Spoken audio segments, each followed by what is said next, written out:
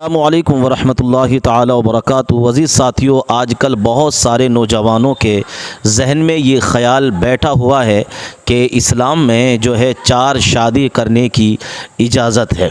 बेशक इस्लाम के अंदर 4 शादियां करने की इजाज़त है, मगर किस हाल में इजाज़त है ये मैं आप लोगों के सामने बयान फरमाऊँगा।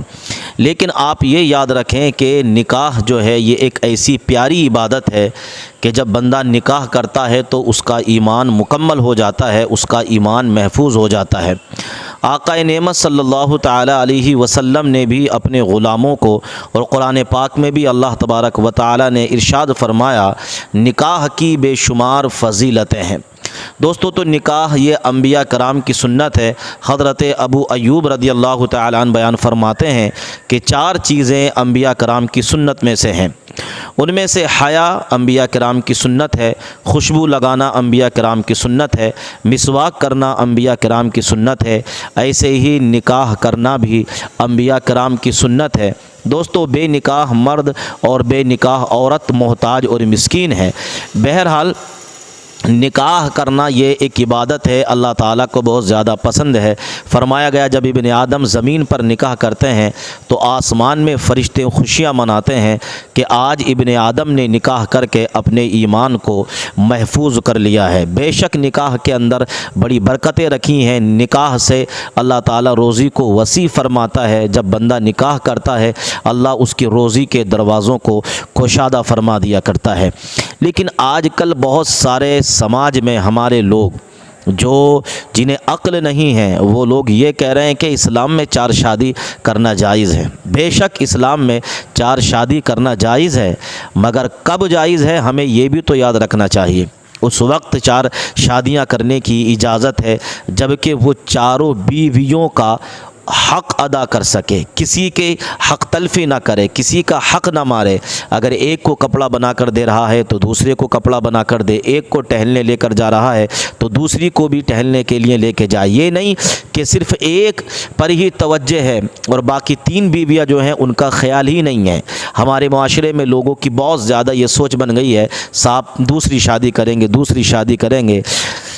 आप ये याद रखिए कि अगर आपने उन बीवियों का हक़ अदा नहीं किया तो इंदल्लाह आप पकड़े जाएंगे और आपको जो है सज़ा भुगतनी पड़ेगी। निकाह सिर्फ़ नफ्स की प्यास बुझाने का नाम नहीं है, निकाह सिर्फ़ नफसानी ख्वाहिशात को पूरा करने का नाम नहीं है। निकाह जो है लोगों, ये अल्लाह तबारक व ताला ने इबादत बनाया है, जबकि इस निकाह को सुन्नत मुस्तफ़ा सल्लल्लाहु ताला अलैहि वसल्लम अम्बिया कराम की सुन्नत समझकर इस निकाह को किया जाए। बहुत सारे लोग पहली बीवी को दूसरी के चक्कर में तलाक़ दे दिया करते हैं कि साहब इस्लाम में इजाज़त है। आप ये याद रखें, अल्लाह के नबी सल्लल्लाहु अलैहि वसल्लम के निकाह में जब तक अम्मा खदीजतुल कुबरा रज़ियल्लाहु ताला अन्हा रहीं, पहली बीवी रहीं, तो हुजूर ने दूसरा निकाह नहीं फरमाया। और आजकल लोग हैं कि साहब बीवी है पहली वाली, फिर उसके साथ दूसरा निकाह करने की वो ख्वाहिश रख रहे हैं। करो निकाह, मगर आप ये भी याद रखें उस वक्त इजाज़त है जबकि पहली बीवी का आप हक़ अदा कर सके। पता चला कि पहली बीवी तंगी में रह रही है, पहली बीवी परेशानी में रह रही है और आपने निकाह कर लिया तो इंदल्लाह आप पकड़े जाएंगे, आप पर सख्त कार्रवाई होगी, आपको सख्त तरीके से क़यामत में पकड़ा जाएगा, आपको कोई बचाने वाला नहीं होगा। अल्लाह ताला ने काबिलियत दूसरा निकाह करना नहीं है, काबिलियत ये है कि आप अपनी ज़िंदगी अपनी शरीक हयात के साथ इस तरीके से गुजारें कि आपकी ज़िंदगी भी खुशहाल बने, आपके बच्चों की और आपकी बीवी की ज़िंदगी भी खुशहाल बने। ये क्या आपने दूसरा निकाह कर लिया और पहली बीवी को सता रहे हैं, उस पर जुल्म कर रहे हैं। याद रखिए, अल्लाह ताला की बारगाह में जिसकी बीवी ने शौहर के बारे में अच्छी गवाही दे दी तो उसका तो काम बन गया, और जिसकी बीवी ने शौहर के बारे में उसकी अच्छी गवाही नहीं दी, इंदल्लाह उसकी शिकायत कर दी, तो याद रखिए फिर जहन्नम में जाना पड़ेगा, अल्लाह ताला के अज़ाब को भुगतना पड़ेगा।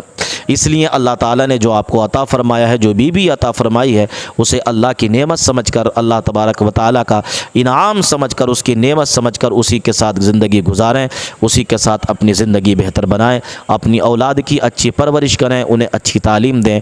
यही हमारी ज़िंदगी का असली मकसद है। आइए छोटी सी वीडियो आपको दिखाता हूँ, ज़रूर देख कर जाइए।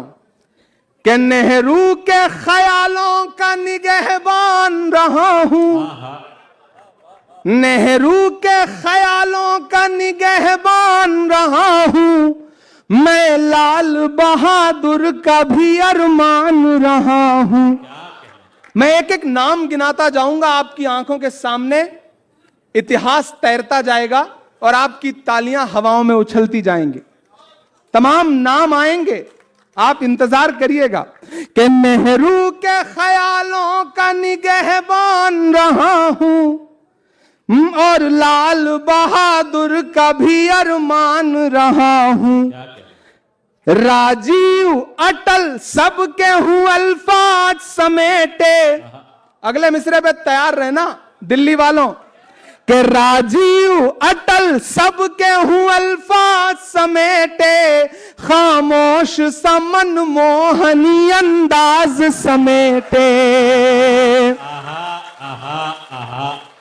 और अब हर उस हाथ को कसम जिसने अब तक हाथ नहीं खोला कि खामोश समन मोहनी अंदाज समेटे, राजीव अटल सबके हूं अल्फाज समेटे।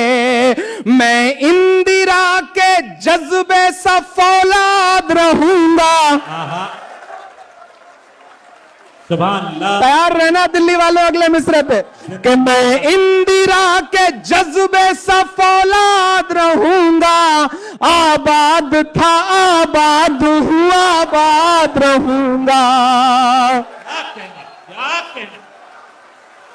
बहुत शुक्रिया, बहुत शुक्रिया। कि नेहरू के ख्यालों का निगहबान रहा हूं, मैं लाल बहादुर का भी अरमान रहा हूं। राजीव अटल सबके हूं अल्फाज समेटे, खामोश समन मोहनी अंदाज समेटे। मैं इंदिरा के जज्बे सा फौलाद रहूंगा। आबाद था आबाद हुआ आबाद रहूंगा। मैं हिंद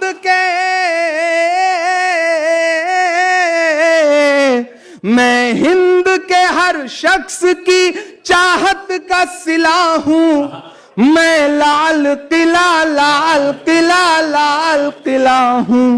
मैं लाल किला हूं। और इस वक्त मैं सिर्फ शायर हूं, सांसद बाद में हूं